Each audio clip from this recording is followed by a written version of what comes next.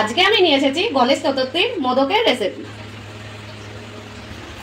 রেসিপিটা এতই সহজ হবে যে কেউ বানাতে পারবে। মোদকটা আমি মোল বা হাত দিয়েও বানিয়ে দেখাবো। তা চলুন আর বেশি দেরি না করে আজকে রেসিপিটা শুরু করি। সুজির মোদক বানাতে যে কনডেন্স মিল্ক লাগে তা আজকে আমি বিনা কনডেন্স মিল্কেই বানাবো। তার জন্য এখানে দিয়ে দেবো অল্প জল। জলটা আমি উষ্ণ গরম করে নেব। জলটা উষ্ণ গরম করে নিয়েছি। এবার দিয়ে দেবো আমি 2 চামচ গুঁড়ো দুধ। যে দুধটা ভালো করে গুলে নেব।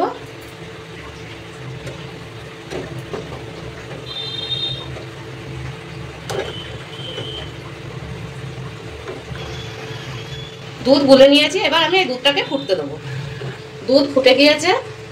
এবার দিয়ে দেবো 2 চামচ মতন চিনি।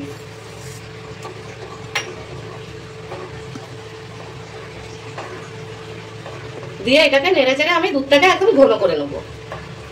দুধ অনেকটাই ঘন হয়ে এসছে, আপনারা দেখেই বুঝতে পারছেন। আমি এখানে গুঁড়ো দুধ দিয়ে বানাচ্ছি, আপনারা লিকুইড দুধ দিয়েও বানাতে পারেন।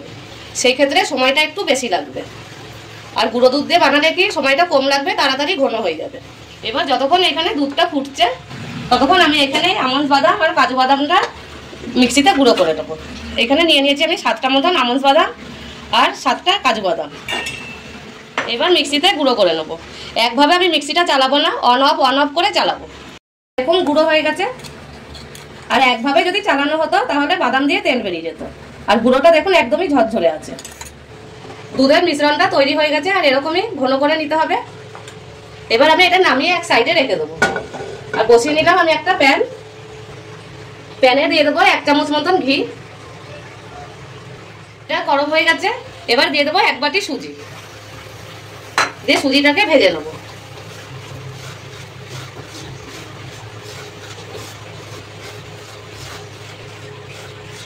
এই সুজিটাকে আমি একটু লাল লাল করে ভেজে নেব।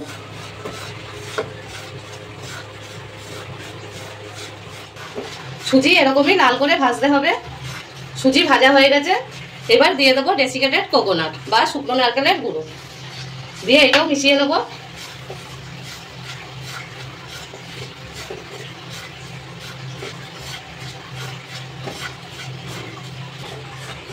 মিশানো হয়ে গেছে।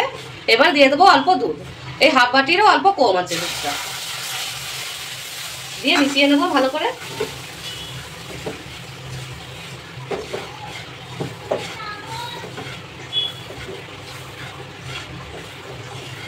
দুধটাও মিশিয়ে নিয়েছি। এবার চিনি দিয়ে দেবো 1 চামচ মতন। দিয়ে আমি যে দুধের মিশ্রণটা করে রেখেছিলাম এটাও দিয়ে দেবো। প্রথমে একবারে বেশি দেবো না, অল্প দিয়ে এটা মিশিয়ে নেব।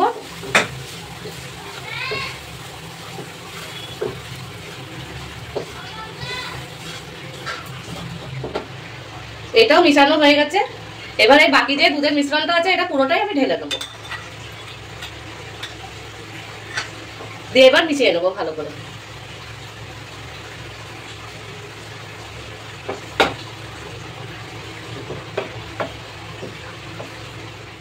দুধের মিশ্রণটাও মিশানো হয়ে গেছে। এবার যে আমি বাদাম গুঁড়ো করে রেখেছিলাম এটা দিয়ে দেবো। এর সাথেই দিয়ে দেবো আমি 2টো এলাচ ফাটিয়ে রেখেছি। এই এলাচের দানাগুলো আমি দিয়ে দেবো।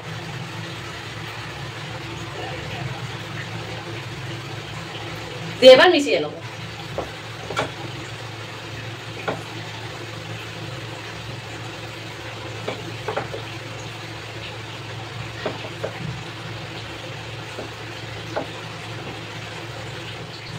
মিশ্রণটা পুরোই তৈরি হয়ে গেছে। এবার গ্যাসটা অফ করে নামিয়ে নেবো। প্লেটে আমি ঢেলে নেবো।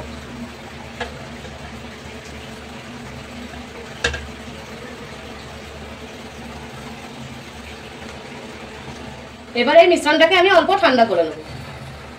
ঠান্ডা হয়ে গেছে। একদম বেশি ঠান্ডা করা যাবে না, যাতে হাত দিয়ে এরকম করে মাখা যায়।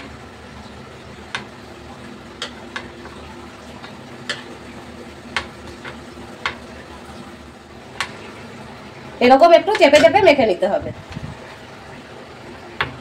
মাখা হয়ে গেছে। মোদক বানানোর জন্য এখানে আমি মোদকের মোল বা ছাঁচ নিয়ে নিয়েছি।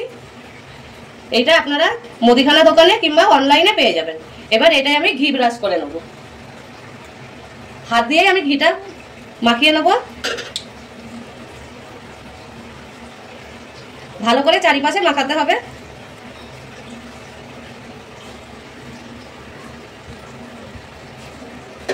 এবার এই মিশ্রণটা আমি নিয়ে নেব।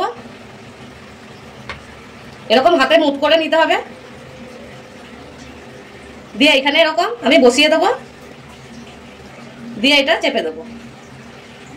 যেগুলো এক্সট্রা থাকবে সাইড দিয়ে বেরিয়ে যাবে। একটু ভালো করে চাপতে হবে।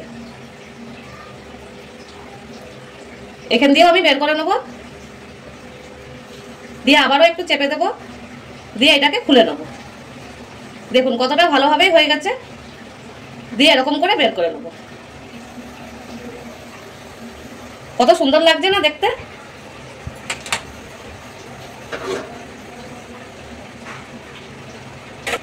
আরো একটা আমি আপনাদের দেখাচ্ছি। আবারও হাতে এরকম মুঠ করে নিতে হবে,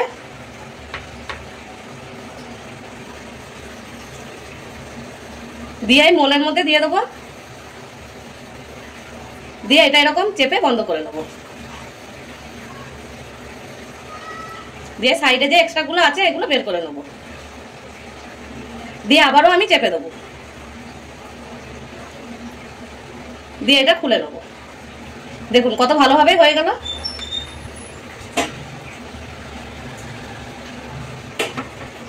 এবার আমি একটা হাতে বানিয়ে দেখাবো। যদি আপনারা ছাঁচ না পান তাহলে হাতেও বানিয়ে নিতে পারেন। এরকম গোল করে নেব হাতে,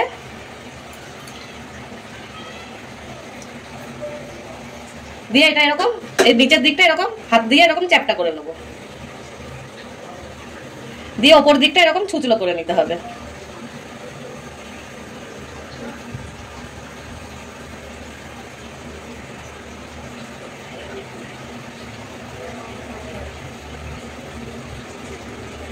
দিয়ে ডিজাইন করার জন্য একটাই যে আমি চাকু নিয়েছি, চাকুর পিছন দিক দিয়ে এরকম করে ডিজাইন করে দিতে হবে।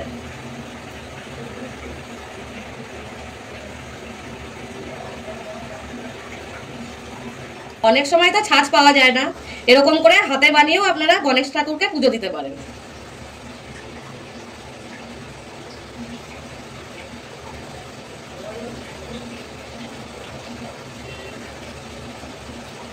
দেখুন লাগছে না একদম যে মোদক। এবার এটা প্লেটে রেখে দেবো, বাকিগুলো সব একইভাবে বানিয়ে নেব।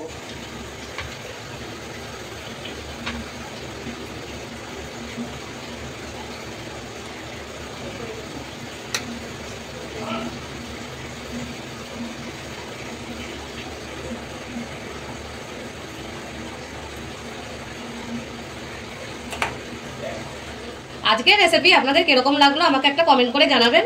আর আমার চ্যানেলে যদি নতুন হয়ে থাকেন চ্যানেলটা সাবস্ক্রাইব করে দিয়ে পাশে থাকবেন। আর ফেসবুক থেকে দেখে থাকলে পেজটাকে ফলো করে নেবেন। এখানে আমি সব মোদকগুলোই বানিয়ে নিয়েছি, আর দেখুন কতটাই ভালো লাগছে। আপনারাও এরকম বাড়িতে বানিয়ে গণেশ চতুর্থীর দিনে বাড়িতে এরকম পুজো দিতে পারেন। রেসিপিটা যদি ভালো লেগে থাকে তাহলে লাইক করতে যেন একদমই ভুলবেন না, আর বন্ধুদের সাথে শেয়ার করে দেবেন। তো চলুন আজকের জন্য এই পর্যন্তই। আবার দেখা হচ্ছে আপনাদের সাথে নতুন নতুন রেসিপি নিয়ে।